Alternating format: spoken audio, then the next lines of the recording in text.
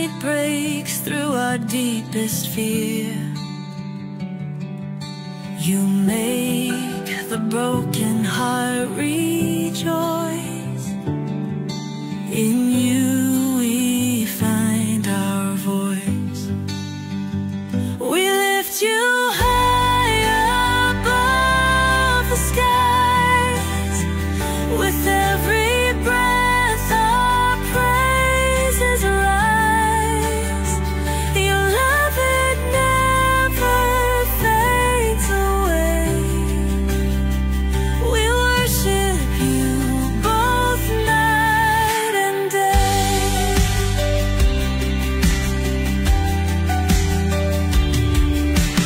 Chains are broken in your name.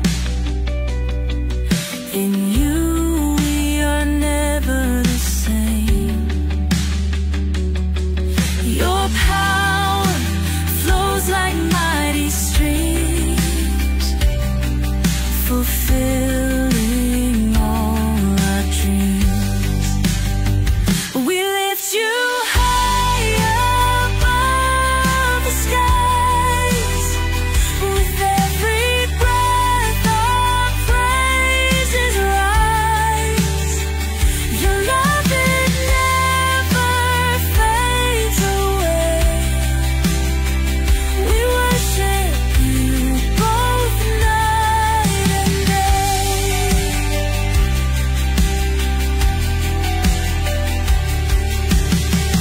Your name is power, life, and peace. By your word our fears release. You are the hope that fills our soul. In you we find our goal. We lift you high above the skies. With every breath our praises rise. Your love, it never fades away. We worship you both night and day.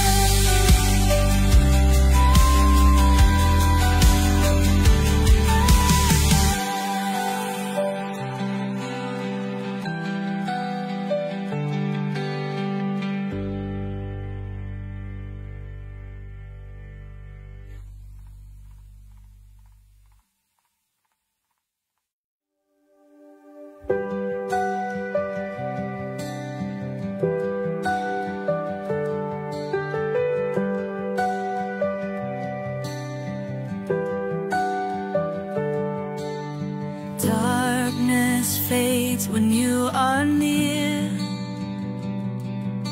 Your light breaks through our deepest fear. You make the broken heart rejoice. In you we find our voice.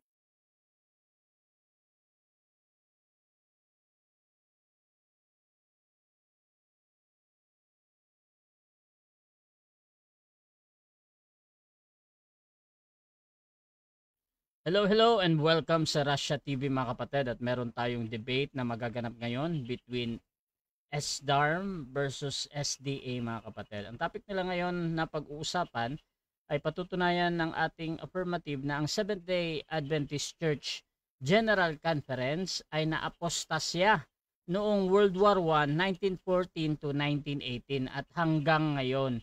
So affirmative natin mga kapatid si Brother Ian dito ng SDARM at negative naman si Brother Denma Santiago ng Seventh-day Adventist.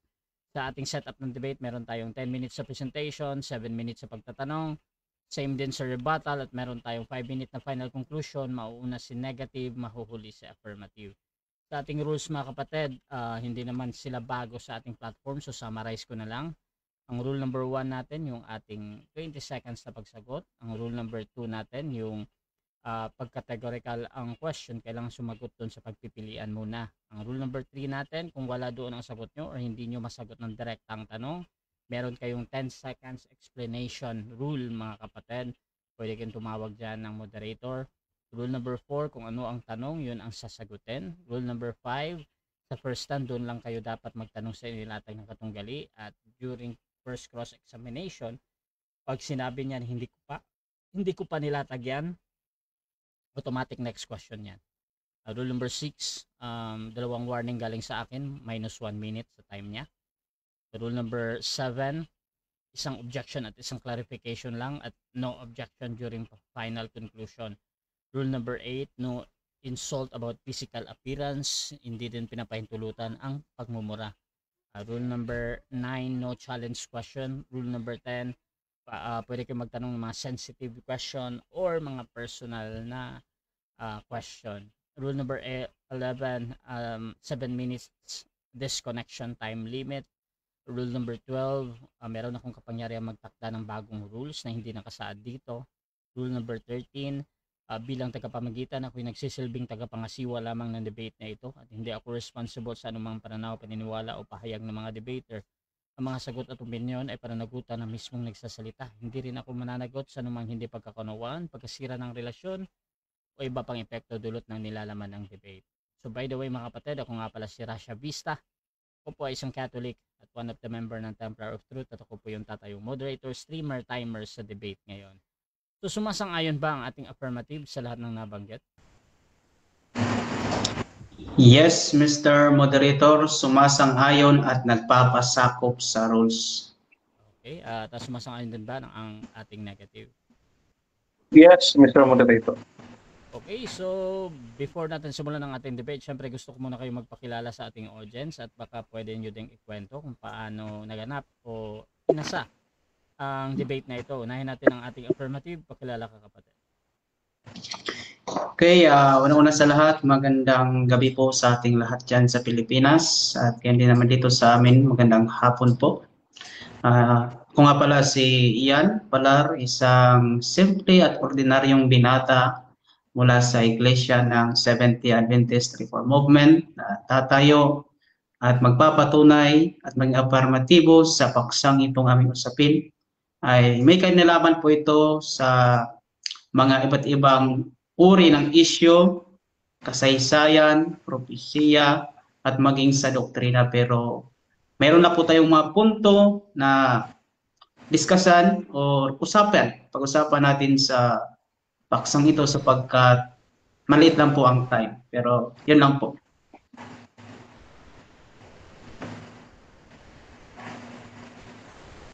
At ang ating negative din, pakilala ka kapatid. Isang mapagpalang gabi po sa inyo lahat mga kapatid, mga kaibigan. Muli po ang inyo pong maliit na lingkod kay Cristo, Brother Denmar Santiago, ay tumatayo bilang negatibo sa paksang ito na patutunayan ng afirmatibo. Sapagkat tayo naniniwala that God has called a chosen peculiar people and it is the Seventh-day Adventist Church and there is no one else, no, wala nang iba. So, tayo naniniwala na tayo ay tunay na remnant, no? Tayo ang tunay na remnant, kaya naman ang pagtalikod ay hindi makikita sa iglesyang ito sapagkat ito'y itinatag ng ating Panginoong Jesucristo. So yun lamang at maraming salamat. God bless sa inyo lahat. Mga kapatid, simulan na natin ang ating debate at before 15 pala, minutes, Mr. Moderator. 10 minutes lang bro. Pwede 15 tayo. Bro Den, pwede ba daw? 15? Yes, sure. Okay, so Thank you. yan na natin yung 15 minutes. Brother Ian J, 15 minutes para sa yung first presentation. Your time start now. Okay, Mr. Moderator, magsisubscribe muna ako ha. Time lang muna. Okay. Thank you so much. Okay, nakita po ba Mr. Moderator? Okay. Kita na ba? Okay. Okay po ba Mr. Moderator? Kita po ba? Oh, no. No.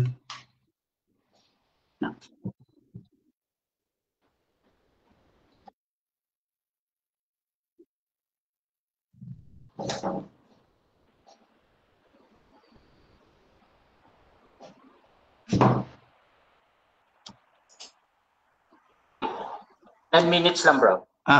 Bro, pwede 15 tayo? Bro, then, pwede ba daw? Yes, sure. Okay, so, Okay, sorry. Share screen ko ulit, bro. O naka-share screen na tayo.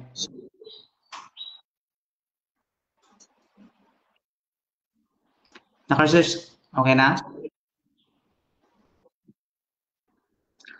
Okay, sa muli magandang gabi po sa ating lahat at narito po tayo ngayon upang pag-usapan ang isa sa mga napakahalagang paksa, lalo na po higit sa ating mga Seventh-day Adventist community at kahit ano man ang iyong relihiyon at na may kinalaman po sa Bible and Spirit of Prophecy, ay dapat na maunawaan natin itong paksang ito sapagkat magkaroon tayo ng mga aral na kinakailangan nating malaman.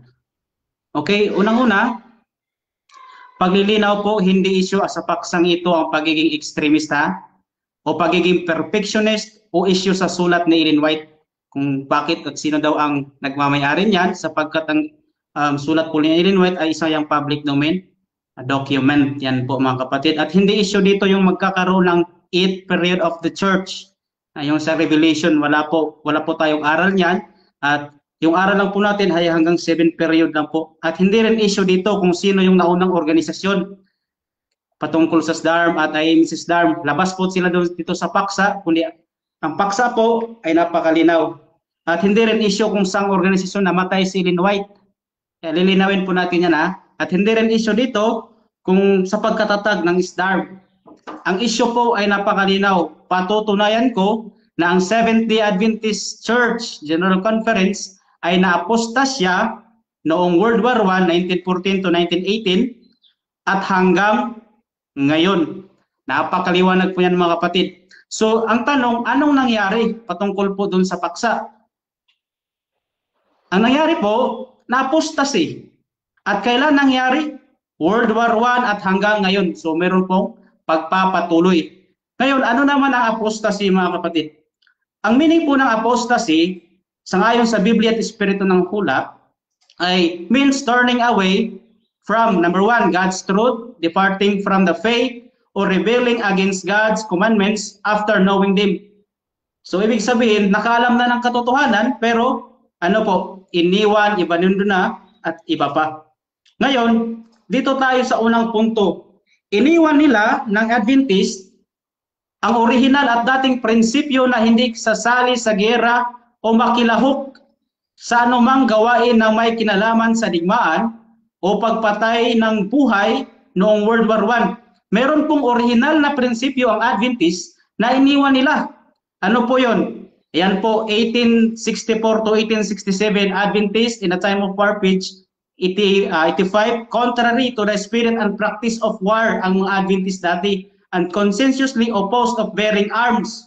1865, meron po silang published na why Seventh-day Adventists cannot engage in war. Dahil meron po yung 8 silang mga pinapublic na mga punto, pero ang isa't dalawa ang binigay natin dito dahil sa sabat at saka sa kautosang huwag kang papatay. 4 hanggang ikatatlo hanggang ika-4 na ebidensya, 1865, we are compelled to decline all participation in the acts of war and bloodshed. Yan po yung original at unang doktrina ng mga Seventh-day Adventists. 1867, bearing arms or engaging in war is a direct violation of the teaching of our Savior, especially for the law of God.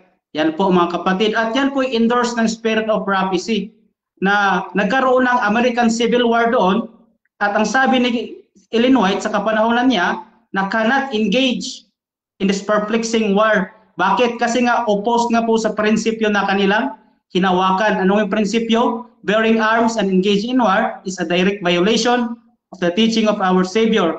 At sa sundalo, hindi sila makaka-obey sa katotohanan. At yan po ay continual violation of conscience. Yan po mga kapatid, sa May 28, 1867, napakalinaw po yan. Resolve po talaga yan sa conference. At ano ba yung bearing arms at engaging in war dito na binabanggit? Yan po ang sub-definition ay yung instrument of war, swords, arms, firearms, at iba pa.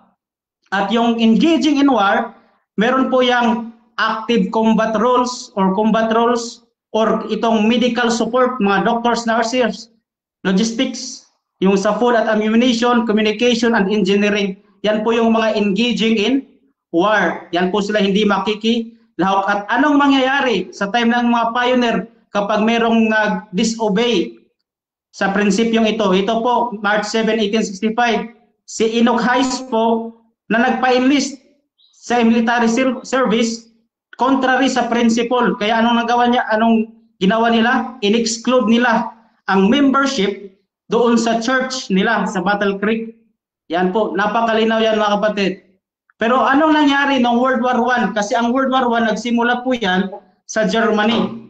Ito po ang nangyari. Unang ebidensya, ito po ay isang letter mula sa circular letter from Secretary European Division na si Pastor Gail Dyle. Nang sabi diyan sa August 2nd, 1914, atin po itong basa yung transcription. We should do our military joyfully. Uy, magkaiba na po doon sa original na turo. Doon, transgression. Pero dito, joyfully na maging true soldier na willing silang mamatay. Sino po ang sinabihan dito? Mga membro po ng mga Adventist. Yan po, isa pong pastor din nila sa German Union War Ministry noong August 1914. Meron ding sulat, evidence number 6. Ang transcription nagsasabi na these circumstances during the World War I, we will bear arms on Saturday. Napakadelikado po mga kapatid. Arms on Saturday. Next evidence. Ito po, 3 leader po ito ng European Division na nagsabi, advise all their military members na maging kagaya po ng mga warriors ng mga Sunday Keeper. Yan po ay kaiba na po doon sa tinatawag nating original na prinsipyo nila. Yan po si Conrade, si Snursburg at si Dinarus. Sila po yung mga pastor at presidente ng mga 70 Adventists sa kanilang kapanahunan, mga kapatid. Doon po sa Germany. At ito po, ikawalong ebidensya. Ito po ay The Christian and the War. Hindi po ay, sige lang na, hindi natin kung ano yung page yan kasi nasa baba. Nang sabi dyan, partaking in war is not the transgression of the 6th commandment. And secondly, hindi daw din transgression sa Sabat. May pong mga akusasyon nito na itong statement na libro daw ito, na Christian and the War ay mga reform daw gumawa. Pero kung titingnan nyo po ang author nito, hindi po reform, si Pastor Winzen Joseph po. Siya po yung nagsulat ng tinatawag na Der Christ o Der Krieg doon po sa panahon nila.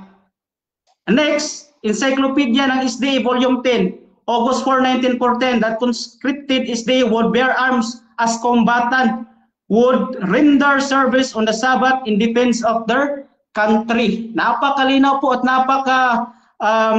liwanag po mismo ang kanilang encyclopedia ang nagsabi po patungkol sa history. At dahil sa nangyari po mga kapatid, meron po hindi po lahat ng Adventist ay sumali sa gera at nagpailalim sa desisyon ng mga pastor na ito at mga leader. Kundi meron pong minority na which is na disfellowship sila kahit na sila yung original principles ng kanilang pinag-aawakan ayon po sa isang newspaper noong 1915, September 25. Napakalinaw po yan. So baliktad po. Dati, si Enoch Hayes dahil nagpa-enlist sa war service, na disfellowship. Pero itong mga taong ito na sumunod lamang sa original na prinsipyo, sila pa yung na-disfellowship. So baliktad po mga kapatid. At abas sa kanila, ayon sa Isaiah 5, versikulo 20, abas sa kanila. Kung sino man yung tumatawag na mabuti sa masama, naging twisted na po ang katotohanan. At ito po, protocol, ito po yung negotiation tungkol po doon sa mga na-disfellowship noong World War I na mga Adventist ministers and leaders din ng local church na nagsasabi din sa kanilang pag-uusap na kahit po si A.G. Daniels nung nalaman nila yung issue doon sa Germany, kasi may marami nagsasabi hindi daw alam ng General Conference. No. Ayon po sa kanilang pag-uusap sa isang stenograph na as soon as the war broke out in Europe, we in America started to study this question in detail. Our position was that everyone personally would have to decide what to do in harmony with his own conviction. Uy, meron pala silang stand na ganito na. At ang sabi dito, we regretted that war had come and we against war. But, against daw sila sa war, but we must however permitted every citizen to follow his own conscience and decide what his position with reference to the government should be. Yan po yung sa protocol 37 to 39. So alam po ng presidente ng General Conference, mga kapatid. Kaya sa assignment po natin pong ibibigay ni Brother Denmark, papatunayan niya na hindi paglabag o gawaing apostasya sa Kristiyanong kautusan ang pagsali sa gera at pagpatay ng buhay. Hindi, ikalawa, hindi mga pastor o mga leader ng SDA ang nagdesisyon na sumali sa gera noong World War I ang mga membro ng SDA doon sa Germany kasi doon nagsimula yung World War I. Assignment niya, dapat patunayan niya. Kasi ano nga yung apostasy? Departing from the truth. Ano yung truth na kanilang hawakan? Bearing arms and engaging in war. Anong tawag niyan? Direct violation sa kautusan o sa turo ng ating Panginoong Jesucristo at sa 10 utos na huwag kang papatay. Dapat baliin niya to, baliin niya na ay brother, iyan, hindi yun mga pastor namin, hindi yung SDA, no? Mga ano yun, mga ibang grupo yun na SDA. Hindi po, mga kapatid. Papatunayan niya dapat yan na hindi paglabag, ang pagpatay, ang pagsali sa gera, ang pagkitil ng buhay, hindi paglabag, no? Napakaliwanag niyan mga kapatid. No, balikan nga natin. Ang sabi dito, no? Balikan natin ang sabi dito. Na sabi dito, ito. Ang sabi ng kanang mga leader, no? Advise in all their military members in all the land under the pressing circumstances and need of the fatherland to do those their duties to require of them as citizens according to the scriptures and earnestly to do on Saturday as other warriors to do on Sunday. So maging kagaya daw sila ng mga mandirigmang, mga Domingista na talagang sasali sa gera at makikipagpatayan. Mga kapatid, papatunayan niya dapat yan. No? Bibigyan natin siya ng 2 assignment. Magigiba niya lang ang unang punto nito sa ating presentation kung sasabihin niya at papatunayan niya na hindi apostasya. Kasi kahit gaano man karami nagbabasa yung spirit of prophecy of testimonies, pero pagdating sa actual talaga mga kapatid, merong gera, merong patayan, merong pagsali sa gera na nangyayari, ay assignment na po yan ni Brother Denmark. At sasabihin niya, si Conraday, ay hindi yun pastor, hindi yun SDA. Napakadelikado yun. Pastor mismo, leader ng iglesia, at hindi lang siya, marami pang iba, pati yung General Conference sila, nagsabi na rin na binibigyan nila ng absolute liberty mga kapatid. Yung mga membro nila, ikaw kung gusto mong sumali sa gira, sige sali ka. Pero hindi po ganyan yung original na prinsipyo ng SDA. Yan po. Ano nga yung original na prinsipyo ng SDA? Balikan natin Yan May 28, 1865, Review and Herald. Anong sabi dyan? Resolve that it is the judgment of this conference that the bearing of arms or engaging in war is a direct violation of the teaching of our Savior and of the Spirit and the letter of the law of God. So pag sinabing violation, ibig sabihin may pananagutan talaga. Original po yan hindi po yan gawa-gawa na dokumento. Marami pa po tayong dokumento mga kapatid, pero kaunti na lang yung ating time. So dito lang po nagtatapos at handa na po ang inyong permatibo na tatanggap ng mga katanungan ayon sa aking unang napresenta. Maraming salamat Mr. Moderator, pagpalain tayong lahat.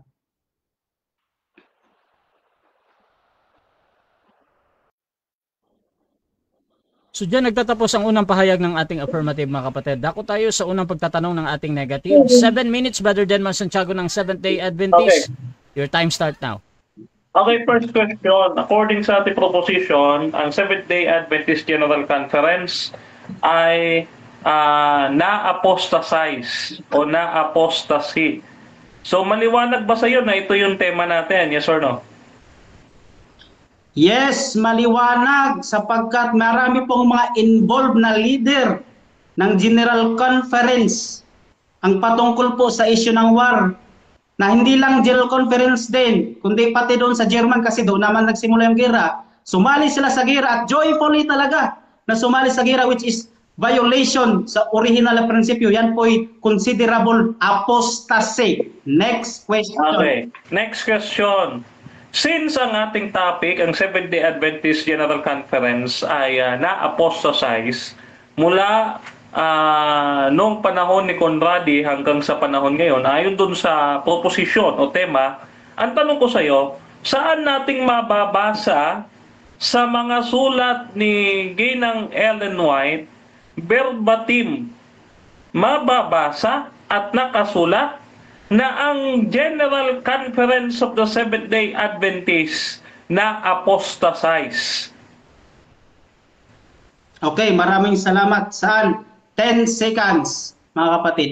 Unang-una, World War I, 1914 to 1918, 1950 namatay si Ellen White, hindi na po siya nakapagsulat. Pero alam niya at merong hula na meron talagang apostasy. Pero sige lang, Brother Denmar, hindi naman bangkay o sana namatay si Ellen White.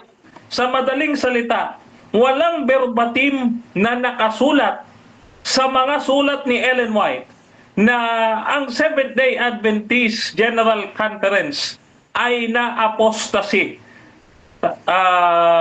Tama ba o mali? Okay, mali. Meron pong mababasa.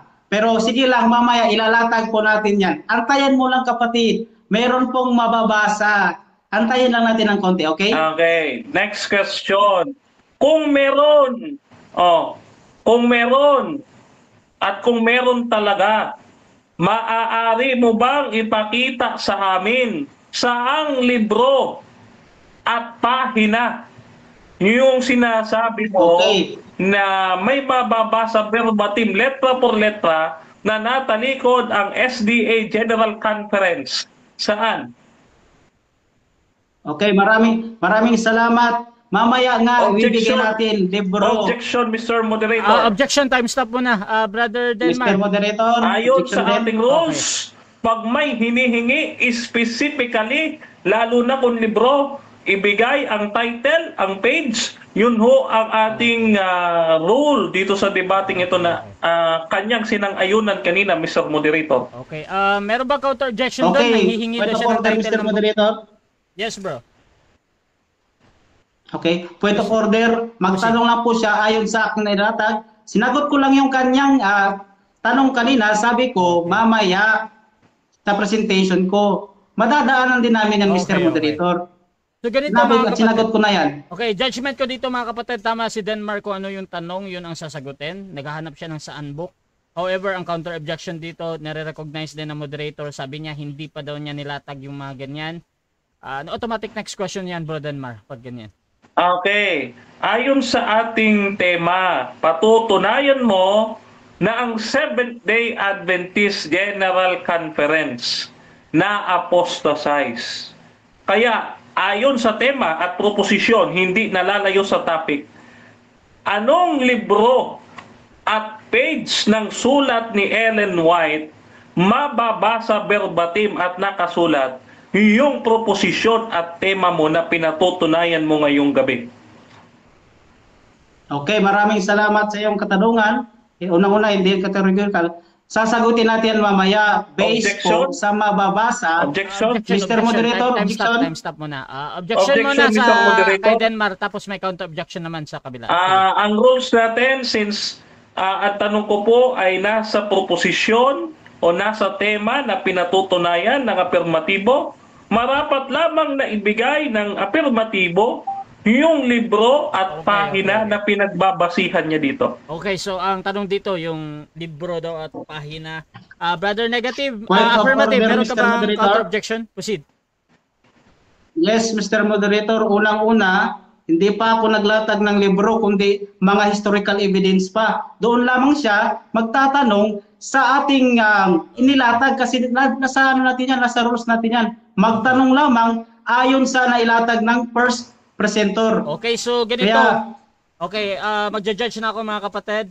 So objection ni Denmark, tama again na merong book nga na hinahanap, dapat yun yung sagutin. However, ginagamit lagi Brother Denmark dito ng affirmative na hindi pa daw niya nilatag yung mga ganyan. Automatic next question yan sa ayon sa ating rule. Okay, uulitin Time ko ratio. ulit yung tanong. Ayon sa tema at proposisyon na pinatutunayan mo, na ang Seventh-day Adventist General Conference ay na-apostatize. Sa panahon ba ni Ellen White, may sinulat ba siyang salitang ganon, verbatim, mababasa at nakasulat? Meron o wala? okay, 10 seconds. Merong maiintindihan at naiintindihan.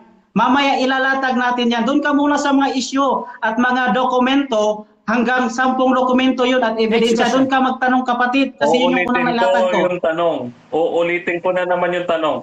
Ayon sa tema at proposition mo na ang Seventh-day Adventist ay na-apostatize. Okay. May mababasa ba tayo? Sinabi ni Ellen White na ang Seventh-day Adventist hindi maa-apostatize. Meron ba o wala? Okay, maraming salamat.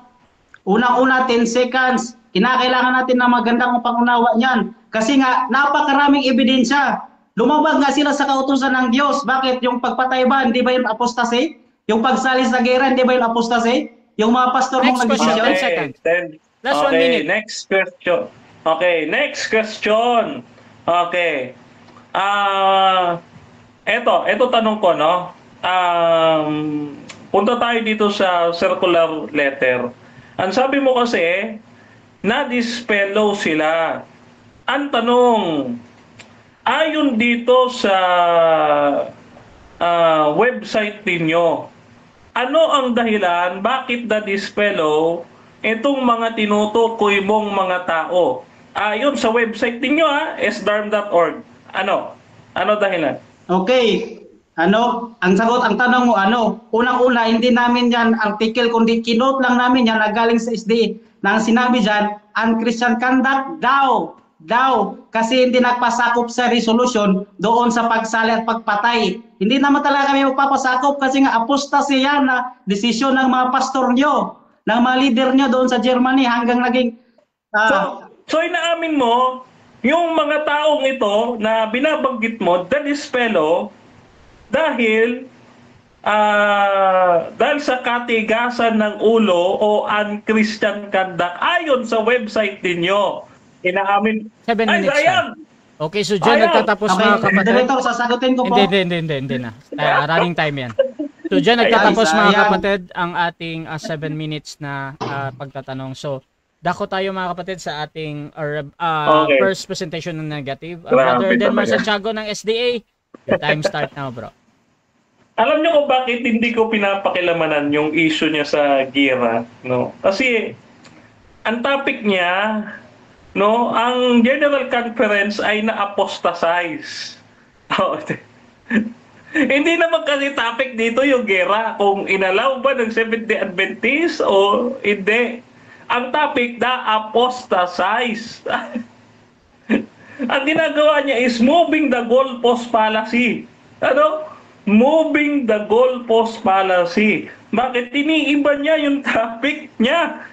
Ikaw mismo gumawa ng topic, ayaw mong panindiganan. Uy! Okay, punta tayo dito sa ating presentation, no? Hindi niya talaga masagot eh. Kasi mga kapatid, no? Baka sumagot siya, mabibigo na siya sa debate ito. No? Pag sinagot niya yung ating tanong, saan mababasa? Kasi wala siya mababasa. Kahit paputol ko pa leg ko, wala siya mababasa. ito mga kapatid. Ano ba ang apostasy? Ayon kay Ellen White, ano ba ang apostasy? Ayon sa Spirit of Prophecy, ang sabi dito sa Letters and Manuscript, volume 20, no? 1905 or manuscript 129, 1905 paragraph 6. Sabi dito, we cannot now step off the foundation that God has established. We cannot now enter into any new organization, for this would mean apostasy from the truth. No? Ano daw para kay Ellen White yung apostasy? No, yung apostasy, yung pumasok sa new organization. Ayun naman pala ang apostasy para kay Ellen White. Yung pumasok sa new organization, no? O ngayon, ang tanong, sino ba'y pumasok sa new organization? Sino ba'y pumasok sa new organization? Kami ba o sila? Sige, ito, patunayan natin ha. Sino ho ang pumasok, no, sa new organization? Ito sabi, no? SDA Objections Answered, page 29. Ito yung libro ng SDARM, no? Libro ito ng SDARM, no? Sabi dito, the SDA Reform Movement was officially established and proclaimed as a worldwide organization in 1925. And that time, the principles of faith in the church order drawn up. From that time onwards, the SDARM existed as a separated worldwide movement. Hiwalay, anya sa Seventh-day Adventist, ha? Hiwalay, separated. Therefore, at the time of Sister White's death, the Reform movement as such did not exist. Ito yung hindi niya maamin last debate. Wala pa kasing SDARM. Kaya nga tinatanong ko siya last debate may SDARM na ba sa panahon ni Ellen White? Abay laging laging 10 seconds, laging tawag sa moderator, no? Bakit? Kasi hindi niya maamin ito, publikasyon nila, no? Sabi niya, she could have died in the church which did not exist. Kaya sino yung nasa new organization? Nasa new organization ay ang Seventh-day Adventist Reform Movement. Sino po ang nasa apostasy? Di sila. Wala nang ibang latag dito, yun lang. No? Yun lang ang latag kasi usapin, sino ang apostatize? Ang Seventh-day Adventist General Conference o itong SDARM? Maliwanag. Sino ang nag-apostatize? No? We cannot step off the foundation that God has established. No? Ang pag-enter into a new organization, that means what? Apostasy. Sino ho ba ang pumasok sa new organization? Aba, sila. Sila. Kaya, yung mga pinagsasabi niya, naku po, hindi ko sasagutin yan. Bakit? Kasi hindi yan ang topic No? Ito pa. Seventh-day Adventist Objection Answered, page 113. Kita po ninyo ito. We know that the church could not avoid the rising of the apostate movement. Sino daw yung apostate movement? The Spirit of Prophecy says that after 1844 occurred, division and confusions in the rank of the Adventists. Ito yung mga humiwalay, yung division. No? Division. At sabi dito, the spirit of indifference and of self-sent messengers. Ayan, katulad ni nung kaibigan nating si Ian J, no? Messenger siya, no? Existed then just as they exist today. Yan, kasama yung ating kausap, no? Pasok talaga. Remember that all aforementioned fragments are offshoots of the Seventh-day Adventist Church, not of the Reform movement. Sino daw yung apostate movements? Yung fragments of Seventh-day Adventist Church. Sa Tagalog, sa Tagalog niyan, basahin natin sa Tagalog, tandaan na ang lahat na nabanggit na mga fragment ay mga anak ng Seventh-day Adventist Church. Sino ba humiwalay? Sila. Oh, sila. Ito nga sabi nila ayan Ano ang dahilan bakit napahiwalay ang mga ito? Sabi dito sa German newsletter na kanina niya binabanggit, sdarm.org, the origin of the Seventh-day Adventist Reform Movement. Nandito sa kanilang website, ano sabi? At the beginning of the war, our organization was split into two parties. Yung two parties, bakit? Nauna yung IMS, Remember, lagi nauna si Eugene Cabuyao sa'yo. 1919 ang IMS. No, kaya kung may tunay na reform, ay yung IMS yun, hindi kayo. Ngayon, sabi dito,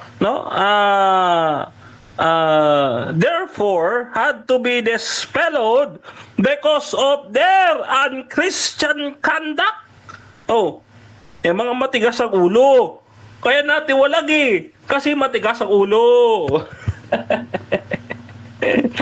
Matigas ang ulo bakit matigas ang ulo? Ito, si L.R. Conradi, mga kaibigan, si L.R. Conradi ay isang masigasig na manggagawa yan sa Germany, Ibig sabihin, isa siyang Bible worker at that time, At itong ating timeline ni Conradi ay makikita natin sa offshoots track book, L.R. Conradi WM 498, Yan.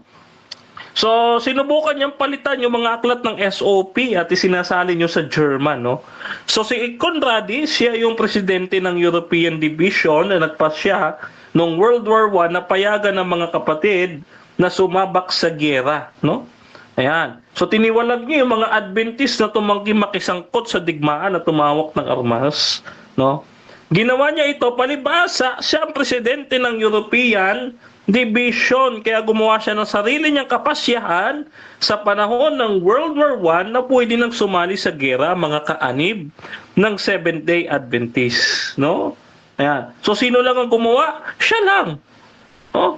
So hindi sumang-ayon ang ibang pinuno ng Europa. So yung pagtiwalag ay sa kanya naganap sa Germany. So hindi ito pinahintulutan ng General Conference.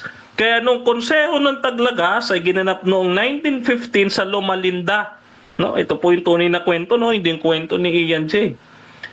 Iniharap niya yung kanyang idea sa pagdadala ng mga armas sa konseho ng Taglagas.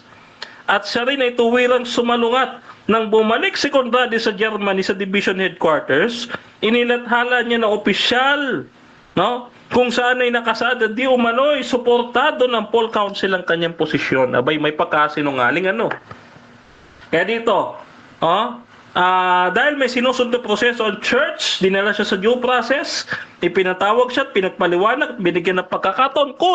Pero sumalungat pa rin siya, at hindi nagtagal,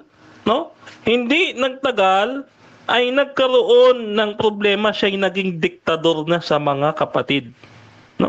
Doon sa Germany. Ngayon, ang mga kapatiran na ito, mga kapatid, na lumabas mula doon sa pamumuno ni L.R. Conradi, ay unang tinawag na German Advent Reform Movement. So yan. So yan So, ayan ang tunay na kwento talaga niyan. Hindi yung sinasabi ni Ian Palar, Ayan. So ngayon, wala tayo dyan.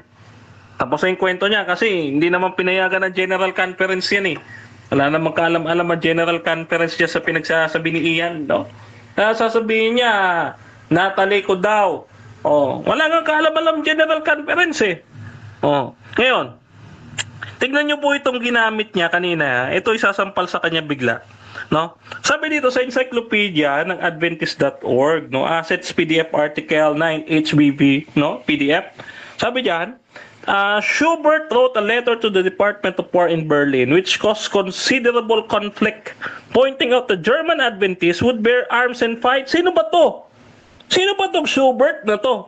Si Schubert, President of the Central European Union Conference.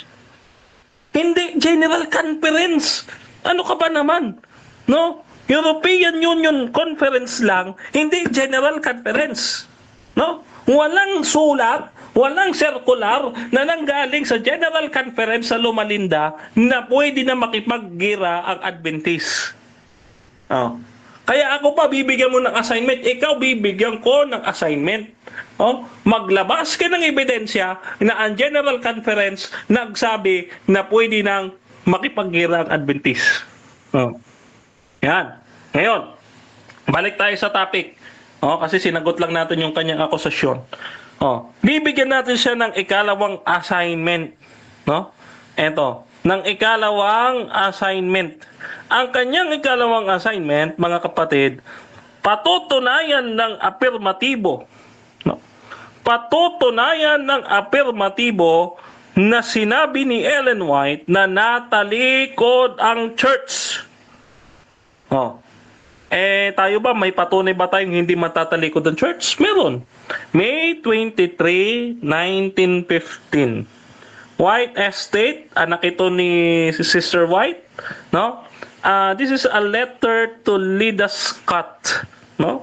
W.C. White Correspondence File, GTCT 6.8 or paragraph 6, page 8, no? Sabi dito, I told her, Lida Scott, no, how mother regarded the experience of the remnant church and of her positive teaching that God would not permit that this denomination o itong Seventh-day Adventist, no, to so fully apostatize that there would be coming out of another church. Oh, ayon pala sa propeta, no, hindi papayagan ng Diyos na ang Seventh-day Adventist, no, ay ma-apostatize. Bakit sinasabi ni Ian Palar na na-apostatize? Wala siyang mabasa. Kanina hinahanapan ko siya, wala siyang mabasa. Oh, kasi kung tutuusin, oh, pride niya na lang yun na hindi aminin na wala talaga. Wala eh. Oh, kaya ang assignment niya dalawa na. Oh, yung ikalawang assignment niya, patunayan niya ngayon na may sulat si Ellen White nung sinabubuhay na ang Seventh-day Adventist naging apostasy or naging apostate. Kung wala siyang mabasa na ang Seventh-day Adventist galing kay Ellen White sa kanyang sulat, no, from 1863 hanggang 1915, pag wala siyang nabasa ni isang salita na ang Seventh-day Adventist General Conference natalikod, talo siya sa debating ito. Ha? Talo siya sa debating ito. Oh. Kasi yun ang paksa eh. Patutunayan niya na ang Seventh-day Adventist General Conference mula noong 1914 hanggang ngayon natalikod. 1914 na, saklaw. 1914, 1915, saklaw yon ng panahon ni Ellen White. Sabihin niya ngayon. Oh, hindi mamaya, ngayon. Oh, kasi kung mamaya pa, baka hindi na siya matanong. Oh. Kasi ang babasahin niyan, no? Sabi niya, may mauunawaan daw. Sino ngayon yung arbiter para magsabi? Sino yung arbiter para magsabi na tama yung pagkaunawa mo? Ang gusto ko mabasa, verbatim, word per word, mababasa, nakasulat sa sulat ni Ellen White yung proposition mo. Kung wala ka mabasa, talo ka dito. No? Kaya, actually, gumawa pa ako ng PowerPoint, no? 50 plus PowerPoint yan. Hindi ko na magamit yung iba. Kasi, okay. Okay, so dako tayo sa unang pagtatanong ng ating affirmative. Your time start now, bro. Okay, unang tanong, Brother Dinmar. Okay. Unang tanong. Binanggit mo at ginamit mo yung isa sa mga testimony na ina-publish noong 1905 na we cannot enter now into any new organization. Tanong, sa ISDARM ba o hindi yun nakabase? Sagot. Ayon sa context. Okay, 10 seconds, no? Sabi nga ng inyong publication, wala pang nag-exist na SDARP sa panahon ni Ellen White. So, wag mo imagine na kayo sinusulatan doon. Okay? Okay. Next question. Sa makatuwid, ginamit mo yung testimony na yon na hindi naman pala pumapatungkol sa SDARM organization sapagkat hindi pa existed noong 1905. Tama ba o mali? Mali. Sino nagsabi sa'yo? Kasi ayon sa inyong publication, kayo ay na-establish 1925 new organization. Okay. Oh. Next question. Binanggit mo na hindi alam or walang kinalaman ang General Conference. Sang-ayon ka ba? Ayon doon sa negotiation o protocol page 37 to 39 na aking inilatag na alam ng presidente ang nangyari doon sa World War I at patungkol sa resolution. Sang-ayon ka ba? Oo o hindi? Kategorikal. 10 seconds. 10 seconds. Hindi porke alam, pinayagan niya na. Oh. Hindi porke alam, pinayagan niya na. Oh, magbasa Next ka, question. pinayagan.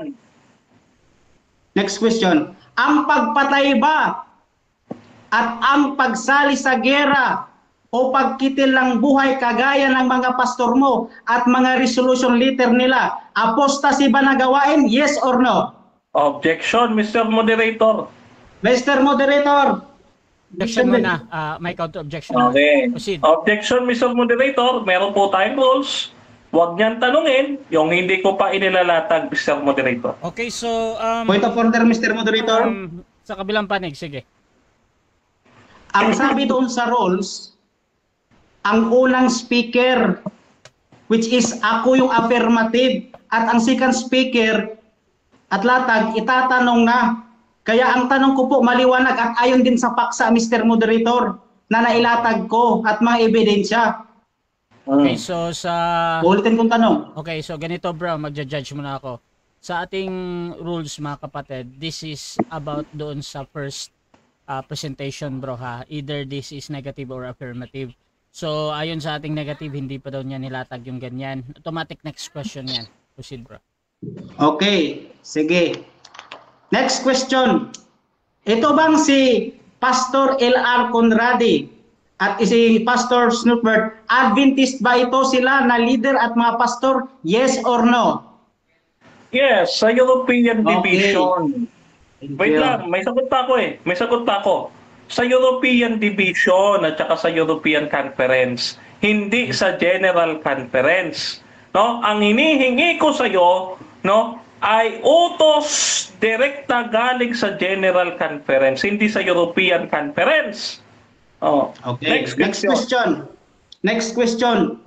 Sang-ayon ka ba na gawaing apostasy ang pagpatay at pagkitil ng buhay at pagsali sa gera? Sang-ayon sa unang prinsipyo ng Adventista? Yes or no? Okay, objection ulit, Mr. Moderator. Oh. Can proceed. Out of topic dahil ang aming usapin, apostasy, Okay, hindi yung pagpatay, Mr. Okay, Moderator. so out of topic daw to. Okay, Counter point of- objection, meron ba?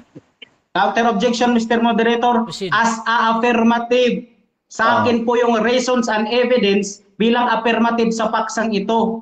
Kaya bilang negative, kinakailangan niyang sagutin kung ano man yung mga inilatag ko na affirmatibo at matibay na ebidensya. Ako yung affirmatibo nito, Brother Denmar, hindi Okay. ikaw. Okay, so ganito mga kapatid. Again, gusto kong tanungin muna yung ating affirmative kung ano yung connection yung tanong niya sa ating topic before ako mag-judge. Nawala yung audio mo, bro. Nawala yung audio mo.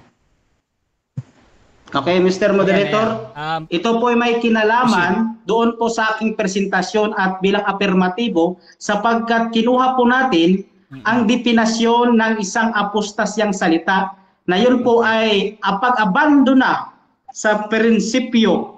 Kaya pasok po, Mr. Moderator, Okay. ang ating paksa at mga katanungan at ebidensya. So tinatanggap ko yan as a valid question. Ganito, paulit ng tanong tapos tingnan natin kung paano sagutin. Bro, ayan. Okay. Brother Denmar, uulitin ko ang tanong.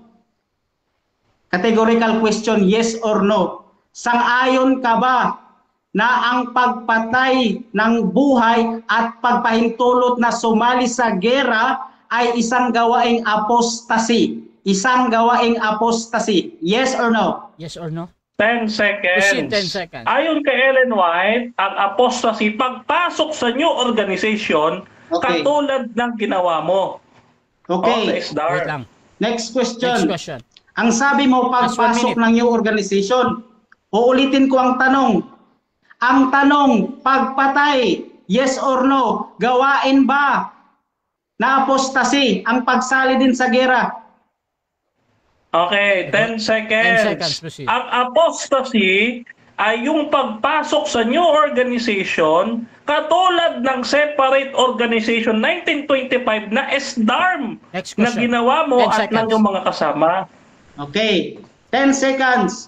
Sangayon ka ba, base sa aking mga nilatag na mga ebidensya na 16 countries, yung European Division na mga Adventist sumali sa gera? Yes or no? Yes or no? Of course, no. Hindi ako No. sasangayon sa'yo kasi kung Eh. sumangayon ako, tapos na ang debate. Ang patunayan mo, Time yung- na. Okay, so dyan nagtatapos ang first stage ng ating debate. Dako tayo mga kapatid sa ating rebuttal. Mauna dito si Brother Ian J. Proceed ka bro sa rebuttal. Mr. Moderator, mag-share screen ako ulit. Magsabi lang ako, Mr. Moderator, kung magsisimula na. Kung ano, iyan ko muna to. Okay, thank you, Mr. Moderator. Okay. Nakita po ba, Mr. Moderator? Okay, thank you so much. Yan po mga kapatid, dalawang assignment natin binigay kanina. Abay, umiwas, napunta doon sa AMIS na meron namang paglilinaw, hindi issue dito kung sino yung nauna sa AMIS SDARM. Ikalawa, ginamit niya yung 1909 na presentation o testimonies ni Ellen White na new organization. Wala pa namang SDARM doon. Yun pong organization doon ay hindi po patungkol sa SDARM kundi kang Dr. Harvey Kellogg. Yan po ang nasa tinatawag natin tunay na context niyan. Pero yung assignment natin, hindi niya talaga sinagot. Paiwas no? Paiwas. Naalala nyo, tinanong natin, ang pagpatay at pagsali sa gira ay gawaing apostasy. Ayaw niya, takot maipit, at saka meron naman mga dokumento. At ang sabi niya, hindi daw ma-apostasy. Hindi daw ma-apostasy yung Seventh-day Adventist. Mali po, wala pong once church, always a church. Conditional lahat ang Panginoon. Yan po, meron po tayong libro kay Robert Oslon. Na ang sabi dyan, we must not become smug and self-confident as God's promises are conditional. Kaya binanggit po dyan ang upward look. When a church proves unfaithful to the work of the Lord, whatever their position may be, however high and sacred their calling, the Lord can no longer work with them. Conditional po yan, Brother Dinmar. Kaya titingnan po natin doon, kahit isang barko pa yung mga passages mo na ilalagay dyan at ilalatag, basta't merong ebidensya at katotohanan na sumali talaga sa gera at pumatay ng tao at mga inosenteng kawawa, mga pastor mo pa naman yun. Brother Dinmar, ito pa. Kaya ito pa, mga kapatid, no? Ang ikalawang punto nating itatayo ulit, nagkaroon ng bagong prinsipyo. Inibando na nila yung dating prinsipyo na bearing arms and engaging in war is direct violation of the teaching of our Savior. Nagkaroon sila ng bagong prinsipyo na pinayagan na nilang makilahok sa digmaan ayon sa konstitusyon ng kanyang bansa ang isang membro at ayon sa kanyang konsensya. Ito po mga kapatid, ito yung original talagang prinsipyo. Kaya nga hindi siya nagtatanong nito Takot kasi sa engaging in war and bearing in arms. No? Ito March 6, 1924. Ito po ang sabi dito. No? We grant to each of our church members absolute liberty to serve their country at all times and in all places in accord to dictates of their personal conscious conviction. Meron ng absolute liberty. Kaya meron pong kinalaman, mga kapatid. Mahirap naman, alam pala ng presidenteng nangyayari. Pero ang sabi nila dito, no, meron silang everyone have to decide ayon sa kanyang conviction. Hindi naman po yan ganyan yung nasa Spirit of Prophecy ng volume 1. Kaya sabi dito, Brother Denmar, makinig ka, isang newspaper pahayagan, 1917, Adventists are ready to help in war. Kaya sabi ko, kahit isang barko pa yan ng mga passages, wala pa rin yan, maraming pahayagan. Kaya original, ito yung original. Bearing arms and engaging in war is direct violation. Pero ito yung naging pagkapustasin, absolute liberty. Mga kapatid, magkaiba na po, abandon na po ang kondisyon ayon sa konteksto ng isang apostasy. Ito pa, Signs of the Times, 1972, Brother Denmar, tingnan mo po.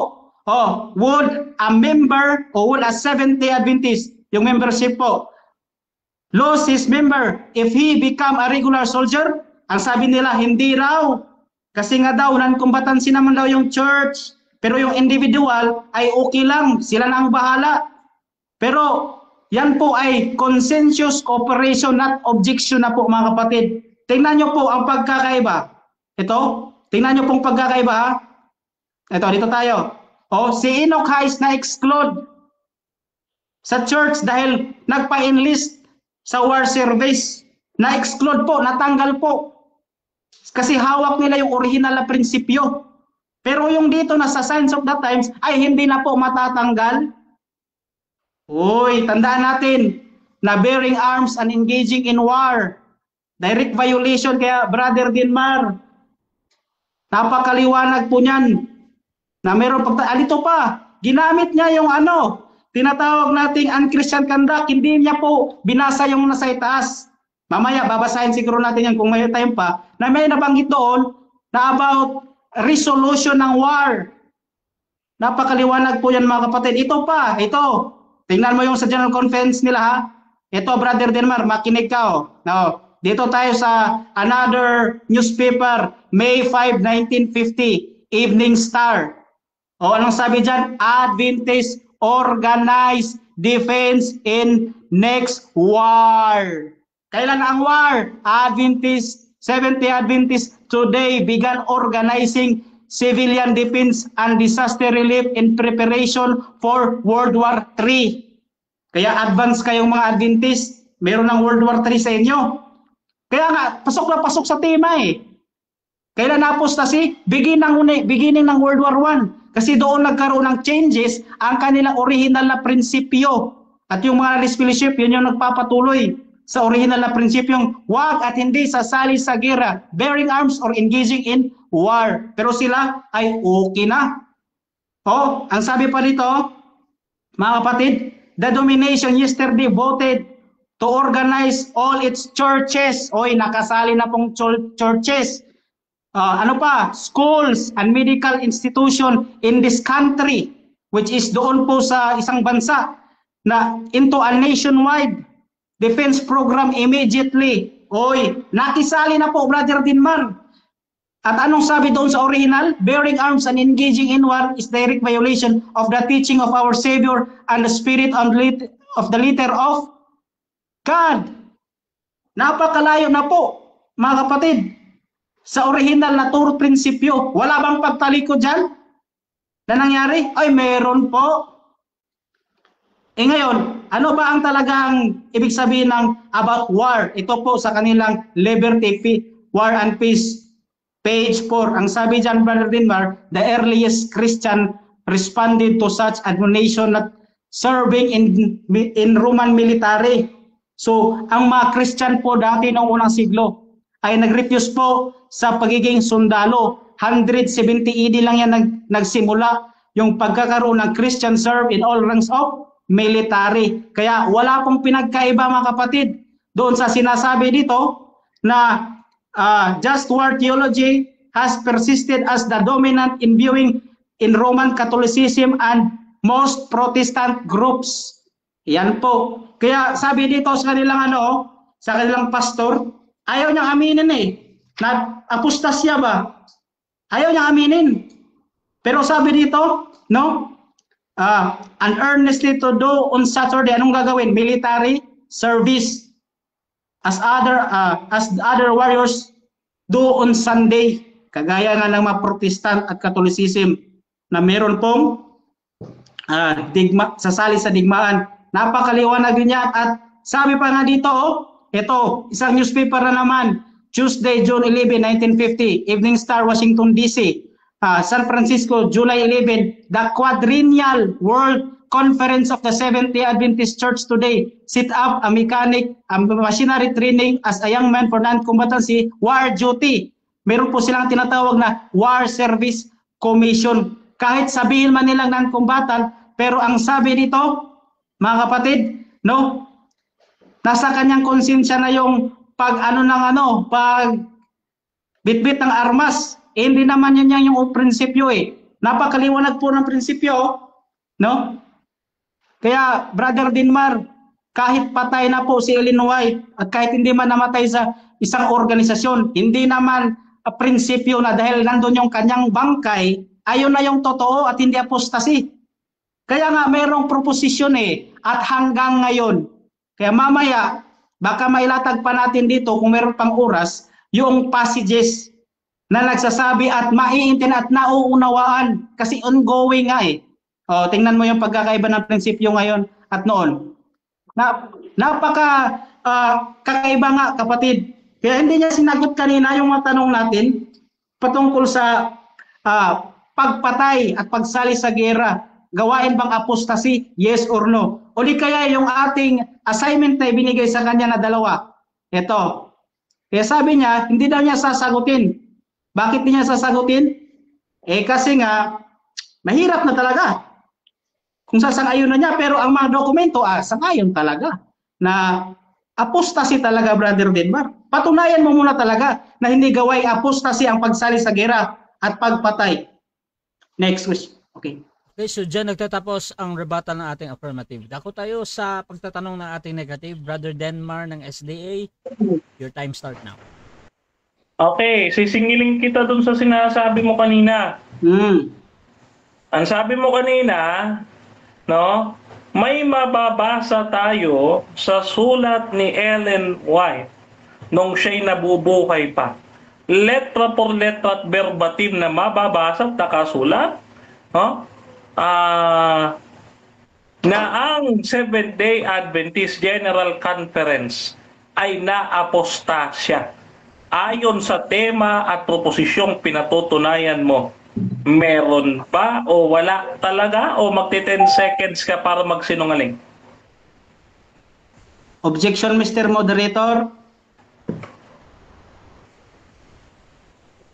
Okay. Ang kanyang sinabi, Mr. Moderator, pag nag-10 seconds ako, nagsisinungaling daw. Which is, hindi at wala naman yan sa rules. Na kinakailangan pang lagyan ng nagsisinungaling. Okay, Counter? objection dito yung karugtong nung pagpipilian niya na 10 seconds nagsisinungaling. Counter, Mr. Moderator, counter ang obligasyon po ng affirmatibo ay sumagot sa categorical question na ibinibigay sa kanya ng negatibo. Kaya pakisagot ho yung tanong, yes or no, o magte-10 seconds siya para magsinungaling. Okay, so dito, judgment natin mga kapatid, may tatlong pagpipilian si Brother Denmar dito, yung yes or no or 10 seconds. Ngayon mga kapatid, hindi yan kasama doon sa rules ko na 10 seconds nagsisinungaling, Brother Ian J. ha. However, kasama yun sa pagpipilian ni ginagawa ni Brother Denmar. So, tinatanggap pa din yan ng moderator as a valid question sa pagpipilian. Pero hindi yan kasama doon sa rules na 10 seconds. So, Brother Ian J, pipili ka ba sa tatlo or magti-10 seconds ka? Okay, 10 seconds, Mr. Moderator. 10 seconds. Hindi po yan pagsisinungaling, Brother Denmar. Yan po yung totoo. Mamaya po, mailatag natin yan na merong sinabi doon, we are endangering to becoming a sister of Babylon. Ongoing nga po Kaya nga po, merong hanggang ngayon. Okay. Oh, binanggit mo yung Babylon. Okay, eto. Binanggit mo yung Babylon, ha? O, sige, eto. Oh, tanong ko sa'yo. May sinulat ba si Ellen White? May sinulat ba si Ellen White na ang Seventh-day Adventist Church Babylon na? Meron o wala? Okay. Sagot. Meron at wala. Applicable po yan sa lahat ng iglesia. Ang sabi doon, we are endangering Mr. objection, Moderator, objection, wait lang. sumasagot ako. Wait lang. Unahin natin ang objection. Bro, Objection, Denmark. Mr. Moderator. Objection ba? Ang sagot, Mr. Moderator, sa categorical must be answered categorically dahil yung sagot niyang meron at wala, ayan ay lumalabag sa policy of non-contradiction. Okay. Mr. Moderator, point of order. Proceed lang. Okay, Mr. Moderator, unang-una ang atin pong rules, yes or no ang categorical question. Ang kanyang sinabi, meron o wala at saan. Kaya sumagot po ako. Kaya Brother Denmark, stipot ka lang muna dyan. Okay, so ganito, judgment ng moderator. Again, doon sa pagpipilian, bro, categorical pwede siya sa yes or no or meron or wala. Pero dito, bro, sumagot ka naman na meron at wala at tinatanggap yan ng moderator as a valid answer, Brother Denmark. Okay. So, dalawa yung sagot niya doon. Proceed lang sa 20 seconds kahit tama yan or mali, proceed pa din. Brother Ian J, proceed, bro. Okay, meron at wala, Mr. Tinatawag nating Denmark. Kaya nga ang sabi doon sa isang passages, we are endangering. Saan ba yung naka-apply yung we are? Diba sa Adventist? We are endangering to becoming a sister of Babylon. At meron din sa ibang passages, kaya nga po, doon tayo sa mga nilinatag ko. Okay, next question. Next question. Okay. Uulitin ko yung tanong. Saang libro at pahina sinasabi ni Ellen White na ang Seventh-day Adventist Babylon? Okay. Saan at anong libro ng Seventh-day Adventist Babylon? 10 seconds. Mamaya ilalatag natin yung we are endangering of becoming a sister of Babylon. Yung we are dyan, applicable Next yan question, sa Seventh-day 10 seconds. Adventist at sa lahat ng mga iglesia Next na question. sa Robinson Next period question na. na Next tumalipod question na. sa katotohanan. Okay. Next question. Ayon dito sa testimonies to ministers and gospel workers, sabi ni Ellen White, I learned that you are taking the position that the Seventh-day Adventist Church is Babylon. Ano sabi niya? You are proclaiming is one of satanic delusions designed to create confusion among the churches. Agree ka ba dito? Yes or no? Yes at no. Unang-una, wala tayong problema sa passages. No, dahil wala pa pong reform yan ayon sa background yan. Tandaan mo na merong isang aral dyan na hindi sa reform. Sapagkat yan po ay hindi applicable sa reform. Wala pa pong reform nung isinulat yan. Brother Denmark Santiago, wala pa pong reform. Alam natin ang background yan at context at sinong taong pinapatungkulan. Next question. Yan po, next question. Okay. Next question ko. Ayon dito sa testimonies to ministers and gospel workers, 59.2. Ang sabi dyan, eto, basahin mo na lang, nasa screen. Makilaki yan, Mr. Moderator. Eto kasama yung time ko dito pakirunning time yan Okay, so, eto, if you are teaching the Seventh-day Adventist Church is Babylon, ano ang sabi? Ano yung karugtong na sinabi?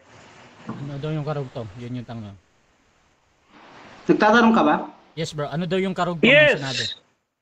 Okay. Ito, nasa ano yung screen ko. karugtong na sinabi? Maliwanag po yan ayon sa mababasa U-O-W Y-O-U-R-E W-R-O-N-G. Next question. Next question. Yun daw. Okay. So, eto, sabi dyan, my brother, if you are teaching that the Seventh-day Adventist Church is Babylon, eto, pili ka. You are A, false. Letter B, you are wrong. Mag 10 seconds ka para magsinungaling ka na naman. 10 seconds, hindi Proceed. nga magsisinungaling. Wala ngayon sa context ang mga Seventh-day Adventist Reform Movement sapagkat isang tao lang ang sinabihan yan. Kaya nga, you ano ba yung you sa'yo? Ano ba yung you sa'yo? Para sa organisasyon o para sa isang tao? Sino ba ang nagtuturo na ang Seventh-day Adventist Church ay Babylon? Ako o ikaw? Okay. Una sa lahat, ang sinabi ko apostasy. Objection! Kaya nga, Objection muna. Objection! Bro Objection! Denmar, objection okay, bro. objection. Objection, Mr. Moderator. Proceed. No, ang tanong ko po, categorical question. Sino ang nagtuturo sa amin na ang Seventh-day Adventist Church ay Babylon? Ako ba o itong si Ian Palar? No, mamimili lang siya. Or ikaw yung pagpipilian dito. Oh, si Yes. Ayan. Okay. Bro, ayan. Sagot, pipili ka Mr. ba? Moderator, point of order din. Proceed. Proceed. Sa counter Okay, objection. ang amin pong paksa po about apostasy na nangyayari, Mr. Moderator, kaya doon po siya magtanong sa ating tema. Okay. So ganito. Kaya Mr. Denmar, doon ka magtanong sa tema at sa mga ebidensya, at mga Okay. newspapers at mga Okay dokumento. na bro. So ganito bro, Okay? ganito ang judgment ko bro ha. Sa ganitong tanong kasi na gagamit na to kanina pa at nasa rebuttal stage naman tayo. However, mga kapatid, again, meron tayong 10 seconds kung talagang merong problem doon sa pagtatanong niya. At kung 20 seconds naman, importante sa akin talaga yung pagsagot na sino daw yung nagtuturo na Babylonia, yung Adventista. Ikaw o si Denmar. So, bro, 10 seconds ba or pipili ka na sino yung nagtuturo? Bro, ayan.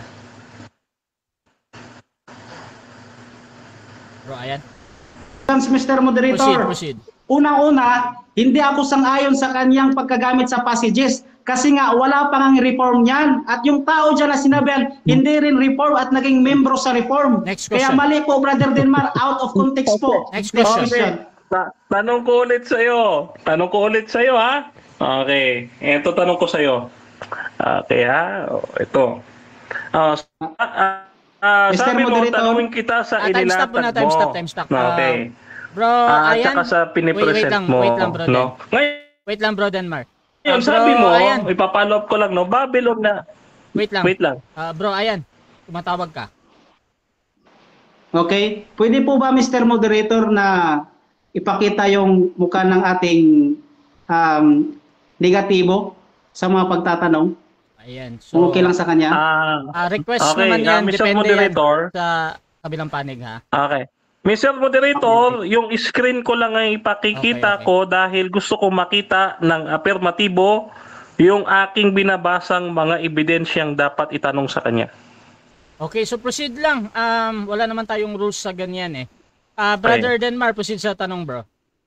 Okay. Ayon dito sa testimonies to ministers and gospel workers. No, yung Babylon, 7 the minutes time. fallen... 7 minutes time. O segundo Sayang. lang talaga yon. So mga kapatid, dako tayo sa rebuttal ng ating negative at Brother Denmar. Proceed ka bro sa iyong paglatag. Okay, ito na yung ating rebuttal, no? Ayan. Okay, di lumabas din ang totoo, no? Gusto niyang banatan ng Seventh-day Adventist Church para sabihin tayo Babylon. Oh, Babylon naman pala eh. Oh, eto. Kaya sabi ko ilalabas niya rin yan eh. Oh, yun pala yung sinasabi niyang na-apostasy. Dapat pala sinabi mo, patutunayan ko, Seventh-day Adventist Church ang kinatuparan ng Babylonia. Hindi ganun eh. Oh, mali talaga. Oh, ito ha. Kita mo, yung Babylon, ano ba yung Babylon para kay Ellen White? God's Remnant Church. So, libro ito ni Ellen White ha. This is paragraph page 42, paragraph 5, no?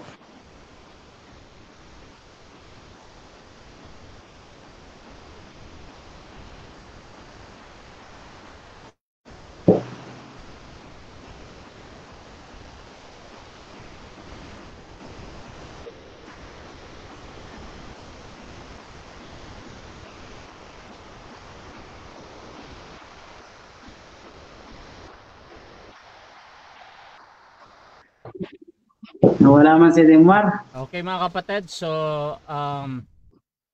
time stop mo na Brother Denmar. Pasok ka ulit bro, tawagan kita. Okay mga kapatid, so habang naghihintay tayo kay Brother Denmar Santiago, shoutout muna sa ating nasa live at umaandar na yung ating 7 minutes na paghihintay kung hindi siya makabalik. Siyempre, i-end natin ang ating... Hello? Ayan. My test? Bro Den, My test? dinig. Proceed ka bro. Hello? Dinig ka bro, dinig ka. Teka, delay ata? Delay? Hello? Dinig ka bro. Oh, ha? Okay, okay na? Okay na? Kita na, Mr. Moderator, yung screen ko ulit? Okay, proceed na ako. Okay. So, yung Babylon, according kay Ellen White, ang sabi dyan, no? We are not to think that the chosen ones of God who are trying to walk in the light compose Babylon. The fallen denominational churches are Babylon. Ano daw yung turo ng Babylon? Poisonous doctrines, the wine of error. No? Ano-ano yan? Immortality of the soul. Ayan, makikita mo yun sa Roman Catholic Church, no? Ano ba? The eternal torment of the wicked. No, yan, sa Roman Catholic Church pa rin yan. The denial of pre-existence of Christ prior to His birth at Bethlehem. O, sa INC yan. O, sa Iglesia ni Manalo. Ano pa? Advocating and exalting the first day of the week above God's holy and sanctified day. O, Roman Catholic yan. Kaya ang katuparan ng Babylonia, ayon sa sulat ni Ellen White, ay ang Roman Catholic Church, hindi ang Seventh-day Adventist. Kaya, ang sabi ni Ellen White kay Brother Ian Palar, makinig ka ha. Oh, ito ha, singular pronoun. My brother, ikaw, kapatid ko. Sa Tagalog, kapatid ko. No? Kapatid ko. If you are teaching that the Seventh-day Adventist Church is Babylon, kung ikaw nga sino ba kausap ko? Ikaw, if you are teaching the Seventh-day Adventist Church is Babylon, you are wrong. No, wrong naman pala eh. Oh. Kaya itong turo mo, Brother Ian J, bawiin mo. Turo ng demonyo yan.